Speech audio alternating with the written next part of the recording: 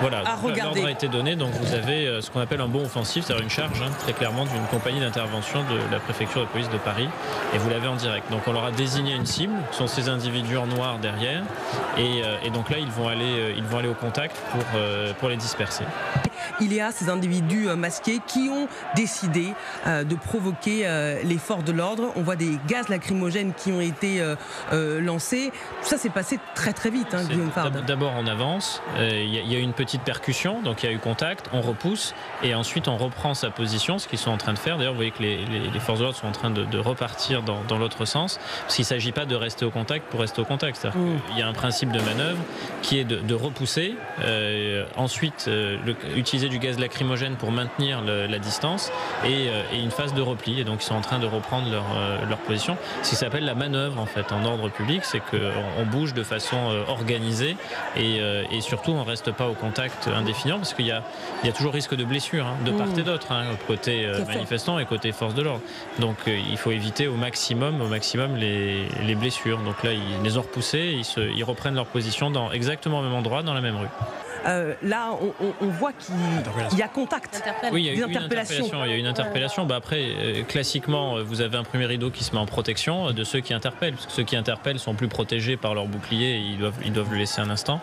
Et donc, ça fait une première ligne de défense, et derrière, on peut procéder au menottage ou au serflex, je ne sais pas ce qu'ils ont utilisé, des individus qui sont ensuite regroupés. Et après, on prévient un officier de police judiciaire pour venir les chercher. Alors, soit on les achemine directement au commissariat le plus proche, soit on fait venir un officier de police judiciaire, ça dépend. À Paris, la pratique c'est plutôt de les acheminer dans un commissariat parisien, et à ce moment-là ils sont le cas échéant placés en garde à vue selon les charges qui sont retenues contre eux, ou simplement maintenus au poste de police pendant maximum 4 heures. Guillaume Fard, on voit ces policiers qui sont armés, casqués. Est-ce qu'il y a aussi des policiers qui sont infiltrés en civil dans le cortège pour surveiller ce qui se passe? Ça toujours. Ça c'est du renseignement. C'est-à-dire que la préfecture de police de Paris a son service de renseignement, qui est la direction du renseignement de la préfecture de police de Paris, qui compte à peu près 900 agents. Et à chaque manifestation, certains de ces agents sont dans le cortège en civil à des fins d'observation, de documentation, de renseignement. Il faut savoir qui sont dans certains cas les meneurs de certains groupuscules. Il faut documenter tout cela. Ça permet aussi d'évaluer le risque pour des manifestations futures, d'évaluer la mobilisation également.